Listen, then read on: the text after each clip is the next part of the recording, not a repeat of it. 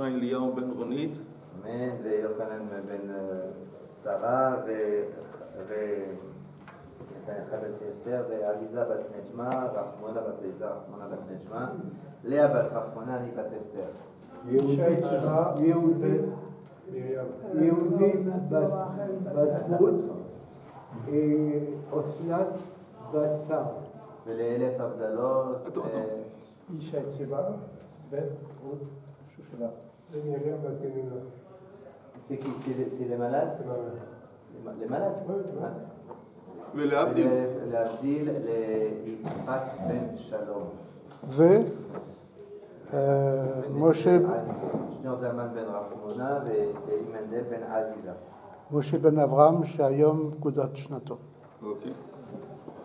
Ok, messieurs, on y va. On est arrivé à la page Ain Hey Amoud Aleph.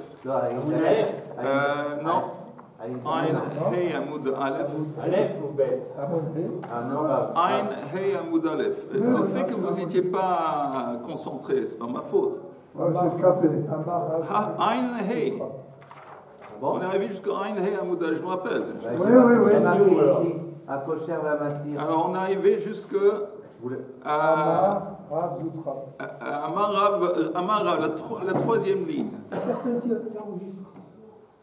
Vous allez voir tout de suite, même la deuxième, Amarav Zoutre, la deuxième ligne d'en haut de la page, quand je lis la ligne, vous allez vous rappeler même Chaim. Amarav Zoutre Bartuvia, Amarav, Hamoter Chutshal Tfira Beshabbat Chayav Khatat. On avait parlé de ça, qu'ici un habit, il y a plusieurs morceaux de laine et il tire le fil et en tirant le fil, les deux morceaux se réunissent. Ça aussi, c'est un Av Melacha, on l'avait vu. On est arrivé jusque-là l'autre fois. Chayav Khatat. Maintenant, il a continué, il a enseigné d'autres choses. Valomed Davar Echad Min Hamagosh Chayav Mita. Quelqu'un qui apprend quelque chose de quelqu'un qu'on appelle un magosh, c'est grave, mita. On va voir, on va en parler. Vayodea lechashev tkufot ou mazalot. Veino choshev, quelqu'un qui sait comment calculer les calculs astronomes, la lune, le ciel, les étoiles, le cycle de tous les astres. Il sait comment calculer, mais il ne le fait pas. Alors c'est écrit Asur le saper imeno. On ne peut pas apprendre de lui. On ne peut pas apprendre des divrei Torah de cette personne. Ok, donc ça c'est les trois enseignements qu'il a enseignés. Maintenant on va expliquer les deux dernières. Megoshta, on a dit le magosh, quelqu'un qui apprend quelque chose en magosh, il est chayav mita. C'est quoi? Qu'est-ce que c'est un magosh? Rav Veshmuel, il y a une marloquette entre deux chachamim. Chad amar charshei. Un, il a dit charshei, c'est comme un sorcier. Un sorcier. À l'époque, il y avait des sorciers. Alors, quelqu'un qui apprend de lui, on va voir. Il est chayav mita. L'autre il dit non, c'est quoi ma gauche? Gadoufé ou Guidoufé. Guidoufé, si vous regardez le Rashi, regardez Vechad Amar Guidoufé. Vous voyez le titre du Rashi, Vechad Amar Guidoufé. Il est plus ou moins à côté de la Gemara dans le Rashi. Vechad Amar Guidoufé, Min. Min, c'est un pas prostate, non. Un blasphémateur. Quelqu'un. Apostate. Ouais. Ça, min, c'est ça. Rachid dit min ha'adouk ba'avodazara. C'est quelqu'un qui est vraiment plongé dans la vodazara. Ou megadef tamid et Hashem. Il est constamment en train de maudire Hashem. Ve'meisit anashim la vodazara. Et il incite à droite et à gauche aux gens qui vont faire de l'idolâtrie. Ça, c'est la deuxième explication de ma gauche. Alors, la Gemara dit Tistayem de Rav de Amar Guidoufé. c'est logique de dire que c'est Rav qui a donné l'explication que Magosh quelqu'un qui incite à l'idolâtrie, voilà, un blasphémateur. D'Amar Rav Zoutra Bartuvia Amar Rav. Halomed davar echad mina magosh chayav mita.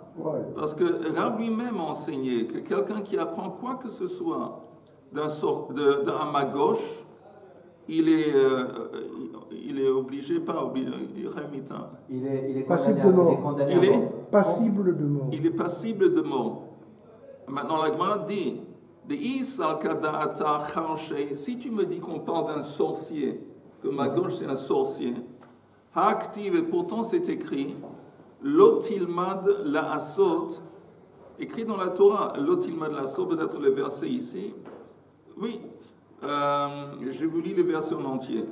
Ki ata ba'el haaretz, quand vous allez rentrer dans la terre de Canaan, Ki ata ba'el haaretz asher Adonai Elohecha noten lach, Lotilmad la asot que to'evot agoim, ahem. N'apprends pas à faire comme les comportements, disons, horribles, on ne dit pas dégueulasses, mais les comportements odieux, je ne sais pas. Hein? Ouais, des nations qui sont dans cette terre. Donc il y a un avertissement d'Akadosh Baruch Hu. N'apprends pas à faire l'otilmad la asot. Alors la Gemara précise la briout. L'otilmad la asot, aval la briout. Aval ata lamed lahavin velehorot. Il déduit, quand la Torah nous dit tu peux pas apprendre à faire, on déduit, mais tu peux apprendre si le but du limoud c'est pour enseigner. C'est le cas. C'est pour enseigner. Tu peux pas apprendre d'un sorcier pour faire. Ça veut dire, tu peux pas apprendre au sorcier. Comment tu fais ça, comment tu fais ça. Ça tu peux pas. Parce que tu as l'omed la saute. Tu apprends pour faire. Ça c'est interdit. Mais tu peux, oui, on déduit, apprendre pour enseigner. Ce qu'on enseigner. Que si par exemple il y a un prophète, quelqu'un qui se prend pour un prophète, qui fait des miracles, alors si quelqu'un il sait qu'en fin de compte c'est des targilim, oui c'est des tricking qui sont basés sur la sorcellerie, il peut dire non, tout ça c'est bidon, tout ça c'est faux. Donc apprendre pour enseigner, pour avertir, pour écarter les gens de ça, tu as le droit. Apprendre pour faire, pour imiter, ça c'est l'interdit de la Torah. Comme donc, le Rambam qui connaissait toutes les Avodazara. Il avait appris le Rambam. Le Rambam? Ah bon, je ne savais pas que le Rambam avait appris tous les Avodazara. Je sais qu'on dit sur Yitro. Non, il a pratiqué. Oui. Mais, comment c'est écrit? Écoutez, je vais vous dire un truc. Exceptionnellement, simplement parce que je le sympathise un petit peu. Comme Yoel vient d'arriver, il est en retard. Normalement, je ne devrais même pas lui adresser la parole. Mais pas seulement je vais lui adresser la parole, je vais très vite lui faire un petit conseil, un petit khazar. C'est écrit dans Ein Hey que c'est quelqu'un qui apprend du magosh. Tu sais quoi, on va juste répéter très vite les lignes, très vite, exceptionnellement. Regarde la 4e ligne d'en haut de la page. Regardez tous, je fais une phrase très vite. 4e ligne d'en haut de la page. Alomed davar echad mina magosh chayav mita. Quelqu'un qui apprend la magosh, il est passible de mort. Vayodel echashev tkufot u mazalot veino choshev. Quelqu'un qui sait comment calculer les calculs astronomes et il ne les fait pas, on ne peut pas apprendre quoi que ce soit de lui. Asur les seper maintenant, magoshta, le magosh, que c'est écrit que si tu apprends quelque chose de lui, tu es passible de mort. On parle de qui? Marloket. Rav Shmuel, Chadamar Charche, un qui dit que le magosh est un sorcier. Le Chadamar Gidoufei. Gidoufei, c'est un mine, c'est quelqu'un qui est un apostat et quelqu'un qui incite à l'idolâtrie. Tisayem de Rav d'Amar Gidoufei. Tu peux déduire que c'est Rav qui dit que c'est un apostat. Pourquoi? D'Amar Rav Zoutre Bartuvia Amar Rav Halomed Davar Echad Mina Magosh Chayav Mita. Rav lui-même a enseigné que si tu apprends quoi que ce soit d'un magosh, tu es passible d'une mise à mort. Maintenant, la Gemara demande, si tu me dis que le magosh c'est un sorcier.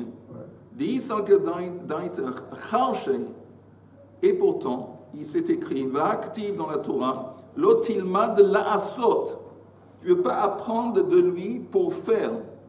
Aval, on déduit, atalamed lehavin ou lehorot. On déduit que tu peux apprendre de la sorcellerie pour enseigner. Pour éviter que d'autres gens vont le faire, pour voir s'il y a... Forcément, si tu dis que tu ne peux pas... C'est quelqu'un qui apprend qu'un magoche, il est passible de mort, évidemment, ce n'est pas un sorcier. Donc, ça doit être un apostat. Mais pareil pour les koufot ou mazalot? Non, on ne parle pas de l'otilma de la sorte. Le mot l'otilma de la sorte n'apparaît pas dans le koufot ou mazalot. Non, ça devrait être permis d'après Rav. Bon, on verra après. On va voir. Mais jusqu'ici, c'est clair. C'est clair pour tout le monde. Ouais. Okay. La Gemara dit Amar Rabbi Shimon ben Pazi, Amar Rabbi Yoshua ben Levi. Mishum bar kapara. Kol hayodea lechashev betkufot umazalot ve'eino choshev. Quelqu'un qui sait, qui a la capacité d'apprendre les calculs astronomiques et néanmoins il ne le fait pas. Pourquoi il y a marqué Tistayem? Ça veut dire quoi? Tistayem conclut. Tu peux conclure que comme on a dit avant, Tistayem c'est la fin de la phrase précédente. Tu peux conclure que quand on dit du magoche, le magoche, c'est pas un sorcier, c'est un mine, un apostat.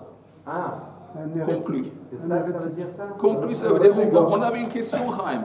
Oui. La question, est-ce que c'est le magoche, c'est un sorcier ou est-ce que c'est un mine?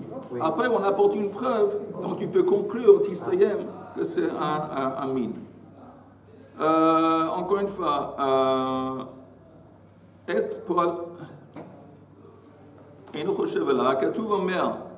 répète, je m'excuse.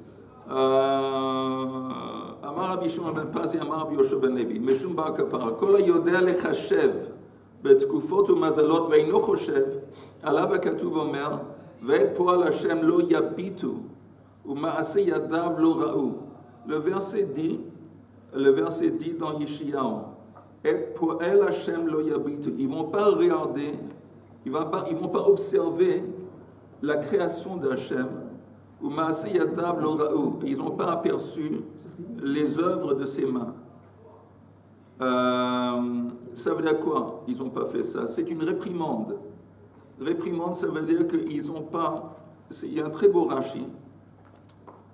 C'est que les miracles qui nous a fait le bon Dieu, et il renie tout ça. Non, on va voir. Encore un peu de Gemara, puis on va voir le Rashi.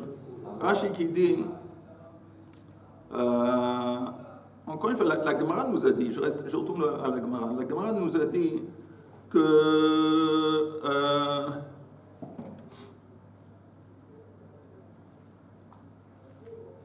ce verset, cette réprimande, que quelqu'un regarde les créations de Hachem et en fin de compte, il ne prend pas à cœur, on peut l'appliquer à celui qui sait comment faire des calculs astronomiques, il ne le fait pas.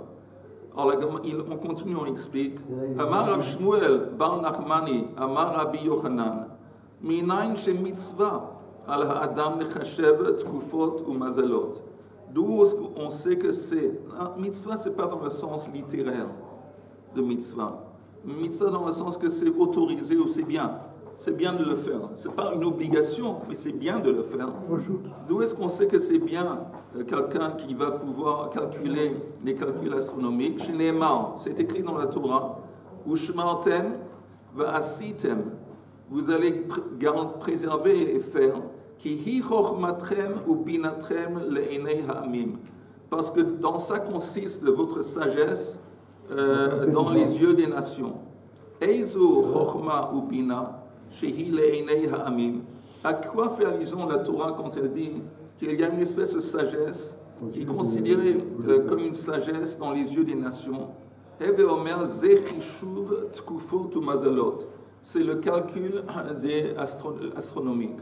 Regardez le Rashi, puis après on va voir s'il y a des questions. Moi je pensais que c'était un calcul qui l'intérêt était de fixer le Zman, le Rosh Chodesh, etc. Pardon? Je pensais que l'intérêt de personne qui a cette connaissance-là. Oui, non, tu as raison, ça c'est sûr. Mais ici, la Torah, tu as raison.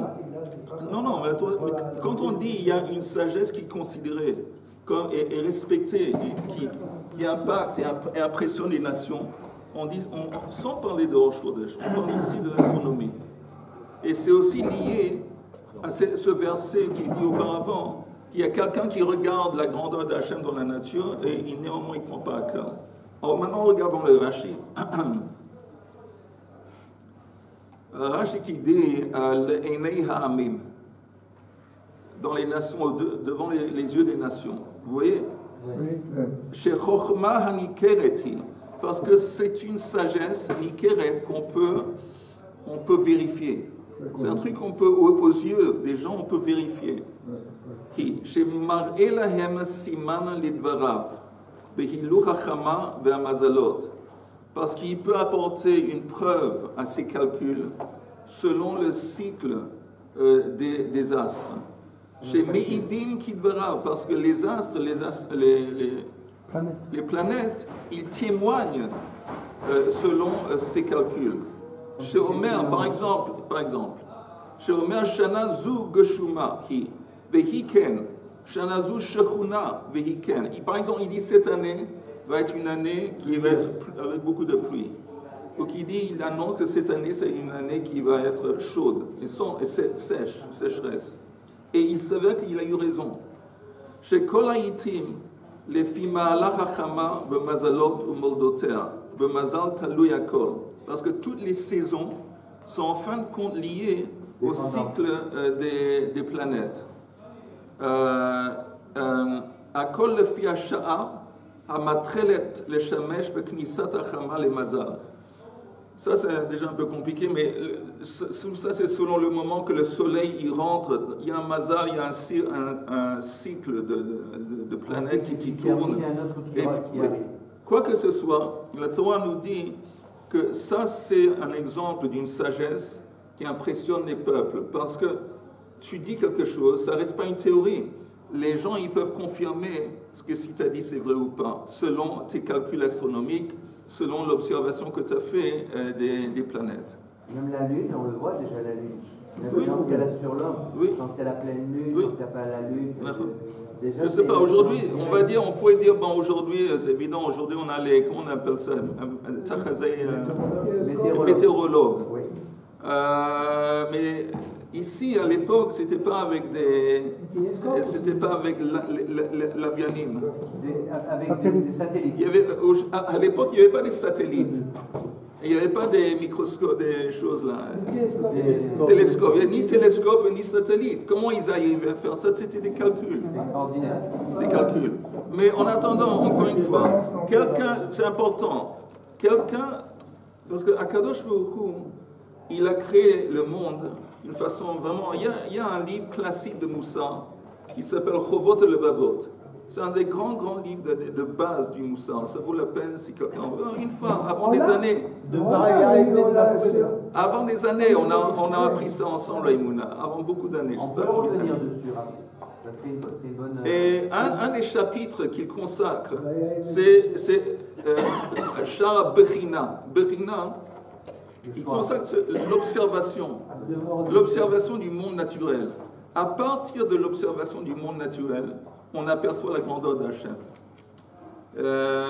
J'ai une fille chez Tibouya, Sarah Ora, quand elle était plus jeune, elle a dit, tu sais papa, je reçois plus de Moussa quand j'apprends des choses. Elle avait des études, comment l'œil, elle a appris comment l'œil, le corps humain fonctionne. Et elle dit, je reçois plus de Moussa de cette étude que des livres religieux de Moussa. Parce que c'est vrai, on regarde ça, c'est incroyable, à quel point tout est équilibré, tout est compliqué, l'œil humain, comment l'œil humain fonctionne, comment l'oreille fonctionne, c'est incroyable. Et comment incroyable. On peut devenir vraiment croyant juste selon à travers une observation du fonctionnement du corps humain. Quoi que ce soit, quelqu'un qui est capable de faire des calculs et ne le fait pas, c'est une grande réprimande au point où on dit que n'apprend rien de lui. Parce qu'il est comme si, c'est comme une méprise. C'est comme une méprise vis-à-vis de sa part. envers la création de Akadosh Baruch Hu. Tu es capable de comprendre, tu es capable d'expliquer aux autres et tu ne le fais pas, alors c'est pas bien. C'est pas bien. C'est un manque de chercher. Voilà. Oui, exactement. Ok. Alors, on continue. Hatzad Tzvi. Donc on retourne à notre sujet avant des melachot. Le rabbin Michael, il nous a dit que la fin de la période du premier temps, c'était du deuxième temps, c'est là où il y avait Socrate, et Aristote et Platon C'est vers la fin du deuxième temple. Oui, parce qu'eux, ils faisaient partie de l'Empire grec. L'Empire grec, c'était presque... la fin du deuxième temple, c'était les Romains, mais avant les Romains, il y avait les Grecs. Et ce qu'ils ont écrit, on en parle encore aujourd'hui. Oui. Les sages, ils disent que Chochma Bagoim Ta'amin. Si quelqu'un dit qu'il y a la sagesse parmi les nations, accepte. Et oui, c'est vrai. Il y a une sagesse, on est censé être ouvert à cette sagesse, d'apprendre de eux. D'où est-ce qu'on voit simple, ça, bon, c'est pas vraiment les Goïm, il s'est converti, mais où est-ce qu'on voit dans la Torah un exemple de quelqu'un qui apprend une sagesse, il apprend une sagesse qui vient de l'extérieur, qui ne vient pas du sein du peuple juif. Où est-ce qu'on voit dans la Torah un exemple où on accepte une sagesse qui vient de l'extérieur? Hein? Il a fait. Dans quel contexte? Pour les shoftim. Exactement. Pour les shoftim. Il a dit que bon, ça ne marche pas, ton histoire, mon cher Rabbeinu, que tu es là, tout le monde attend. C'est bien beau quelqu'un t'a dit que tu vas juger. Mais au sens littéral, ça ne marche pas. Il commence à déléguer, à faire un système de juges. Et bon, très bonne idée, on accepte. Ok. Et ça, ce n'est pas une idée qui vient d'Akadosh Baruch Hu, l'idée de Moshe Rabbeinu. De l'idée de Yitro. C'est simplement un raisonnement. Et on doit être ouvert, on doit être ouvert au raisonnement. De la même façon qu'on doit être ouvert à la beauté qui nous entoure et accepter la beauté qui appelle à être été faite aussi par des artistes non juifs, il n'y a pas de raison que non. Aussi du raisonnement, il y a plein. Comment ça se fait que Moshe n'a pas pensé lui-même à ça Parce que la Torah veut nous enseigner quelque chose par ça. Parce que Moshe était quelqu'un qui était plongé dans la spiritualité. Et il était, la seule chose qui l'intéressait, c'était l'essence des choses. Tandis que le conseil qu'avait donné Yitro, c'était plutôt lié, pas à l'essence des choses, mais à la présentation, la façon que quelque chose doit être vécu, c'est organisé. C'est pas vraiment l'essence, c'est en quelque sorte l'extérieur. Moshe, il n'était pas branché à ce truc de la présentation, le comment ça se présente, c'était simplement l'essence des choses. Kadosh, il lui dit, enseigne, j'enseigne. Mais il trouve, oui, il a compris qu'il y avait un problème. Ceci dit, c'est une qualité du Ham Israël, et on le voit qui a pu traverser la Galoute, c'est de s'adapter à la Chochma des Goïm et de rentrer et d'utiliser la Chochma de la Torah. Oui. C'est-à-dire faire que dans sa vie, il utilise et la Chochma des Goïm, il la rejette pas, mais il se préserve, enfin il garde la supériorité. De toute façon, on voit ici que l'astronomie, il y a le Gaon de Vilna, il dit en parenthèse toujours, que la menorah consiste de 7 branches, si on comprend celle au milieu. Et les sages, le Gaon de Vilna aussi, il dit que chacune c'est une espèce de chokhmah. C'est les 7 chokhmot de base qui sont descendus dans le monde et qui sont réparpillés parmi toutes les nations. Ça comprend l'astronomie, je ne me rappelle pas tout, ça comprend la mathématique, les mathématiques, ça comprend la musique. Il y en a 7. Et voilà. Ah, la musique aussi, il y a 7 notes, non? Non, tu as raison, 7. Do, 7. Fa, sol, la, si. Ah, Oui. Les 7 jours de la semaine. Le Les Moussard. 7 sphirotes. Le Moussard. Parce que j'ai étudié ça il y a une semaine. Ça repose sur la Emouna. Ben oui. C'est le principal. C'est ce que. Le Moussa et l'Emouna. Oui. D'abord sur la Emouna. Comment on parle d'Emouna? Comment on parle d'Emouna? Encore un petit truc en parenthèse. Que vous devez savoir que le but Le but des mitzvot qu'on fait en fin de compte, et le but du moussar, comme tu as dit, le but de la prière, c'est Emunah v'bitachon. Ça, c'est le but, Emunah v'bitachon. Parce que, pourquoi c'est important? Parce qu'il y a des gens qui font la pratique du judaïsme. C'est-à-dire que la pratique du judaïsme, ils font les mitzvot. Mais on voit que c'est des gens qui risquent d'être crispés, tendus, déprimés, énervés. Alors, on se demande, alors, qu'est-ce que ça aide? Quelle est la différence entre apprendre la Torah et pratiquer les mitzvot? Un scientifique aussi, il a des connaissances. Il a beaucoup de connaissances, il a beaucoup de trucs. Mais lui aussi, il s'énerve, il est déprimé, il est triste, il a l'amertume, il est frustré, tout ça il a. Alors, quelle est la différence entre un et l'autre? La Torah, elle vient surtout et principalement pour nous donner Emunah v'bitachon. Et une fois que quelqu'un a Emunah v'bitachon, c'est beaucoup plus facile à le dire que de le faire. Alors là, il est censé être beaucoup moins, je ne dis pas, c'est pas un ange, mais beaucoup moins sensible à tous les bas de la vie, ou les bas, et les déprimes, les frustrations, et la colère, tout ça. Non, il est beaucoup plus... Pourquoi? Très vite, parce qu'il comprend que Hashem Elokeinu, Hashem Echad. Qu'une fois qu'on sait qu'Hashem Echad, alors ça veut dire quoi Hashem Echad? Il est unique et seul dans le sens qu'il n'y a aucune puissance, aucun élément dans le monde qui peut agir d'une façon indépendante. Ça n'existe pas. Il n'y a pas un microbe dans le monde qui peut menacer quelqu'un si ce n'est pas l'autorisation et l'encouragement d'Akadosh Baruch Hu. Il n'y a pas un Mechabel ou un Iran ou quoi que ce soit, un ennemi qui peut le faire, quoi que ce soit, sans l'autorisation et sans aussi la gestion et l'encouragement. C'est tout Akadosh Baruch Hu. Oh, une fois qu'on comprend ça, ça aide énormément, parce qu'on comprend en fin de compte, je suis dans les mains d'Akadosh Baruch Hu. Et donc, ok, ça fait mal, c'est embêtant, mais c'est déjà une toute autre perspective, une toute autre réaction que quelqu'un qui ne vit pas avec ses croyances.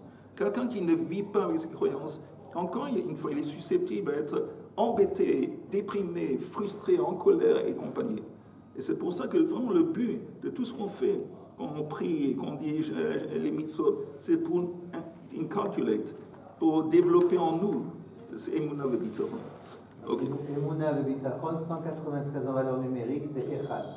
Ah, il a fait. La gematria de Emunah v'bitachon, c'est Echad. 102,91. Vraiment, Chaim. 193, ça c'est vraiment, ça vaut la peine de venir ce matin. Emunah v'bitachon ensemble. La gematria c'est Echad. Sublime. Je suis ému. Grâce à Emunah v'bitachon, on retrouve la Hava. Echad.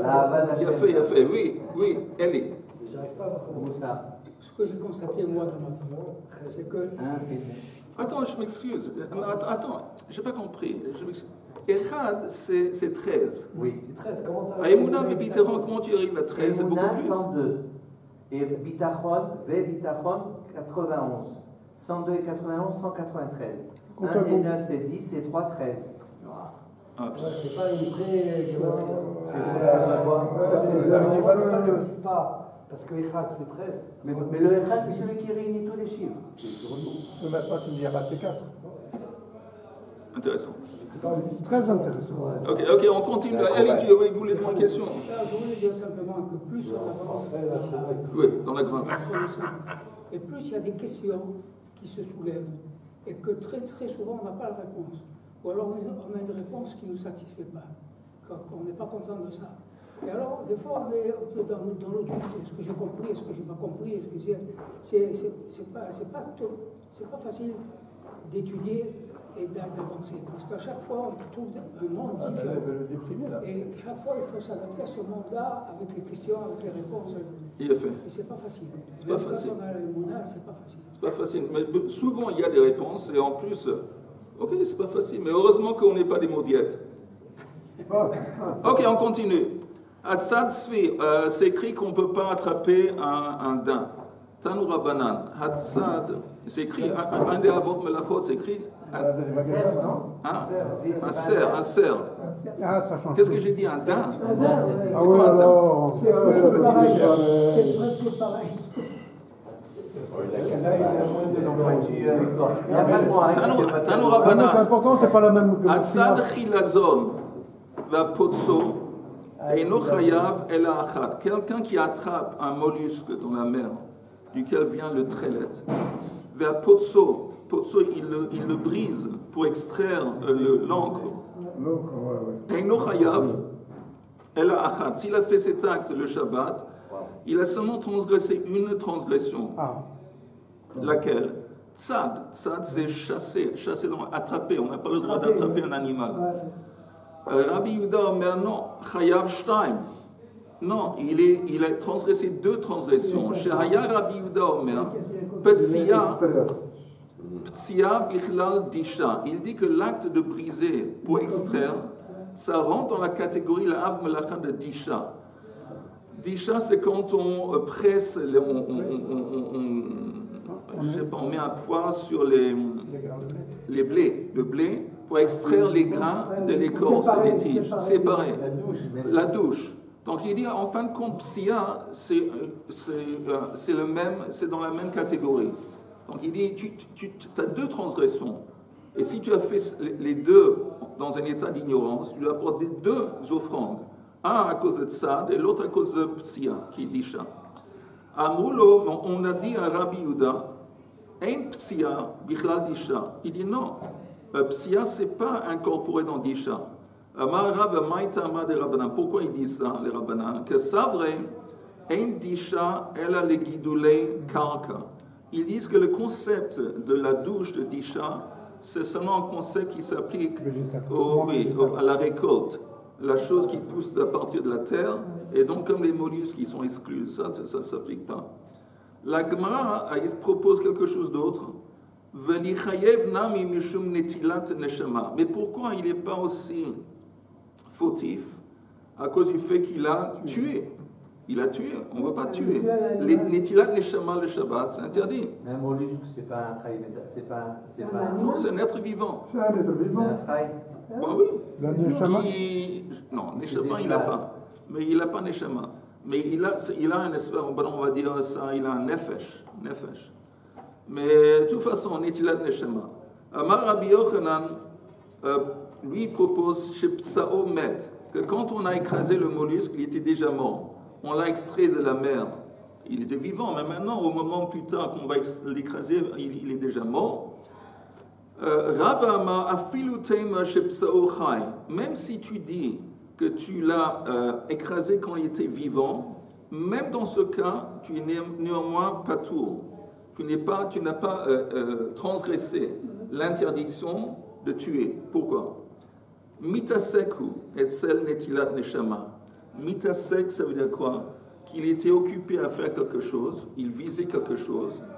Et ce qu'il a fait, c'était une conséquence secondaire.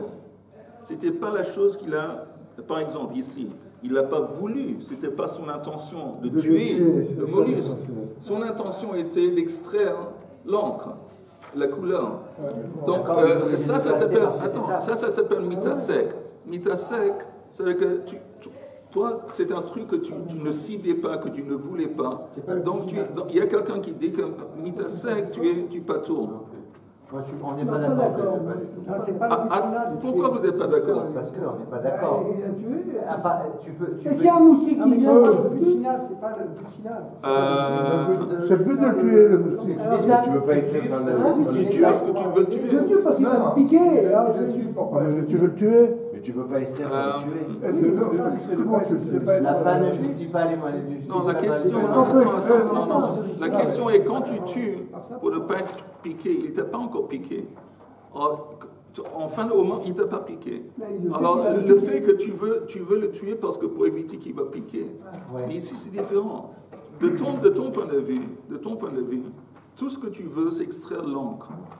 Maintenant, c'est pas que tu n'es pas intéressé en particulier à le tuer, toi, tu veux extraire l'encre. C'est différent. Mais comment ça peut commencer cette histoire-là par rapport à Shabbat?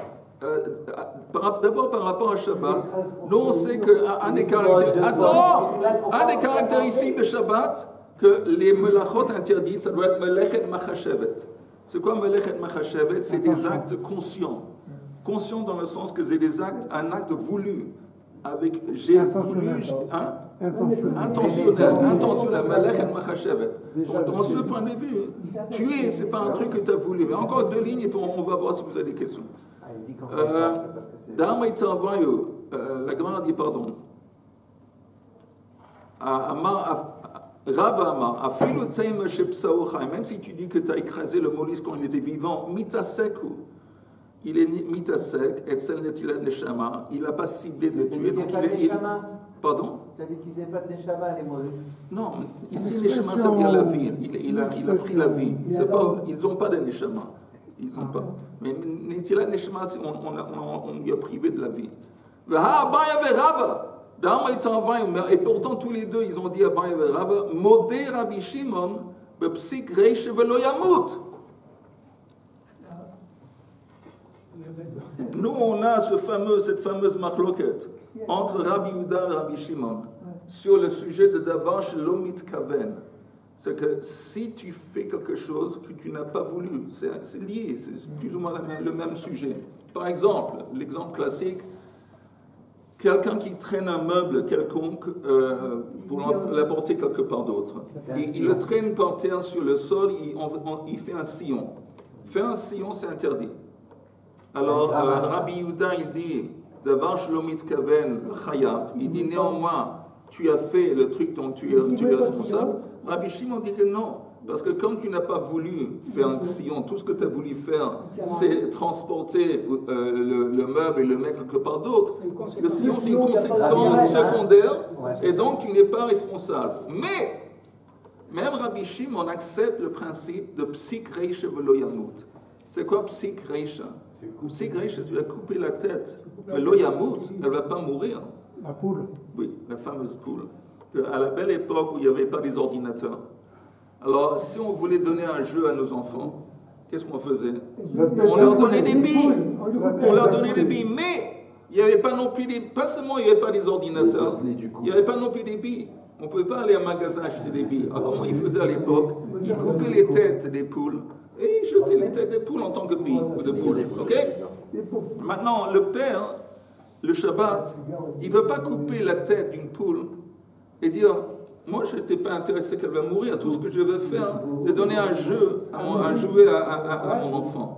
Pourquoi? Parce que la Gemara dit, psik reish velo yamut. Quand on parle d'une conséquence secondaire, que Rabbi Shimon accepte qu'il n'a pas transgressé, c'est seulement si la conséquence n'est pas automatique. Mais ici, c'est une conséquence automatique. Tu ne peux pas faire autrement. Tu coupes la poule. Automatiquement, tu es en train de tuer la poule. Donc, il est d'accord avec... Donc, Rabbi Shimon, là, quand on parle d'un psik reish velo yamut, il serait d'accord avec Rabbi Yehuda que ça, c'est interdit. Donc, on retourne ici. Même si tu me dis que celui qui va écraser le mollusque pour extraire la couleur, il n'a pas ciblé, il voulait pas vraiment, il n'était pas intéressé à tuer le mollusque. Il veut simplement... Mais néanmoins, c'est une conséquence automatique, directe. Tu ne peux pas faire autrement. Tu peux pas, je ne voulais pas tuer. Non, même Rabbi Shimon est d'accord. La réponse est Shaine hacha, c'est différent ici. Shaine, shkone. De kama de it bein neshama tfei nichele. Parce que le plus longtemps il vit, le mollusque, le mieux c'est pour celui qui veut la couleur. Apparemment, la Gemara dit pourquoi? Qui heichi de leitzil tzivei. Parce que la couleur du bleu, elle est plus claire quand c'est extrait d'un mollusque qui est vivant. Donc lui, quand Rabbi Shimon dit psik reisha, que si c'est une conséquence automatique, tu es là, tu es responsable. C'est seulement si c'est un truc que tu t'es pas contre. C'est pas un truc que tu voulais à tout prix éviter. C'est un truc, bon, c'est pas la chose que tu recherchais, cet acte secondaire, tu la recherchais pas, mais ça s'est passé. Mais si c'est un cas où tu ne voulais pas justement que ça va se passer, le type il voulait pas que le mollusque allait mourir. Apparemment il y a une façon d'écraser un petit peu sans.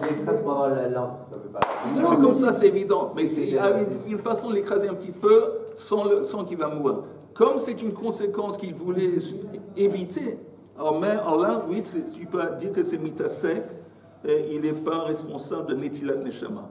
Donc on retourne à ça, que cette marloquette, l'acte des... Très vite, un petit truc, comme on parle de mollusques et de bleu du trélet, ça vaut la peine juste de nous rappeler pourquoi le trélet c'est tellement important.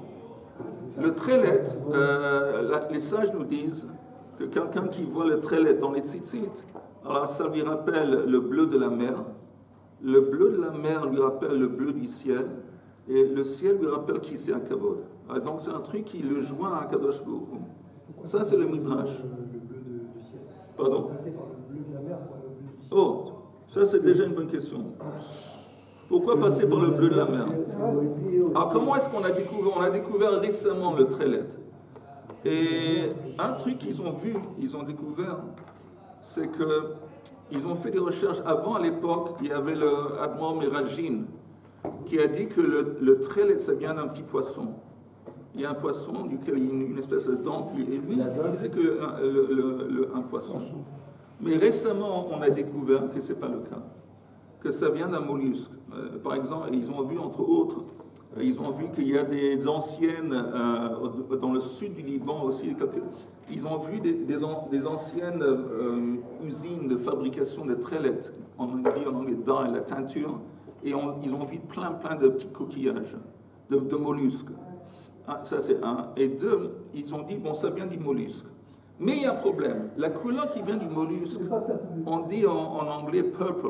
C'est quoi purple? Violet. Pourpre. C'est pourpre, c'est pas bleu. C'est pas très laid. C'est rouge. Oui, c'est plutôt. Mais c'est ça. Alors il y a un problème.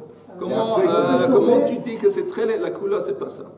Et par hasard, et comme par inadvertance, les types qui ont trouvé, qui ont ramassé et ont enlevé le bleu, et bon, ils ont vu ce qu'ils ont vu, ils ont laissé ça sur la plage un petit peu, et plus tard, ils sont retournés, et ils ont vu que quand ça a été exposé au soleil, c'est devenu bleu. C'est devenu bleu.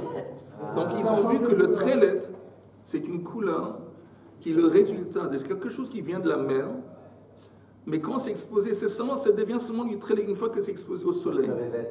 Soleil. Là, ça devient du trélet. Pourquoi c'est super important? Parce que dans la Kabbale, on a cette idée de base en quoi consiste la bracha. La bracha consiste du fait qu'il y a quelque chose, il y a une influence qui vient d'en haut.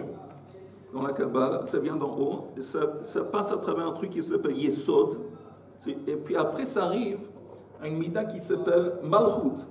Malchut, c'est comme un récipient, mais un récipient pas passif, parce que le récipient, il apporte une manifestation concrète à l'influence spirituelle qu'il a reçue d'en haut. Ça, c'est Malchut.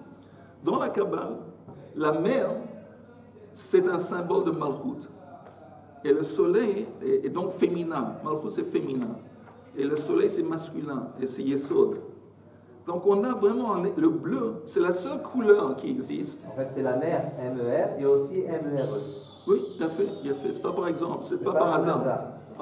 C'est la seule couleur qu'on a qui représente justement cette réunion entre la force féminine dans la nature, qui est la mer, et la force masculine, qui est le soleil. Et c'est seulement l'union de ces deux qu'on a le bleu, le trélet. Et c'est pour ça qu'on passe par la mer.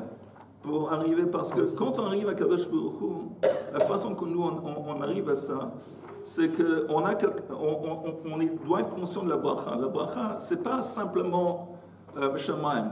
Parce que Shamaim, le Shamaim, le bleu du Shamaim, il a besoin de se manifester ici sur la terre. Nous, on recherche la manifestation de Kadosh Baruch Hu dans la terre. Pas simplement en haut. Donc on a besoin de passer par la mer. C'est parce que c'est la mer justement qui permet aux cieux de se manifester ici en bas dans la terre. Il y a quelque chose de beaucoup plus visible. Pardon? Il y a quelque chose de beaucoup plus visible. Oui. Quelqu'un qui se met au soleil. Oui. Oui. Le soleil, il le cuit. Oui. Et donc, il y a un changement de couleur de peau. Moi, je suis très conscient de ça, parce que quand j'étais jeune, avant des siècles, alors on passait nos étés dans le sud de la France.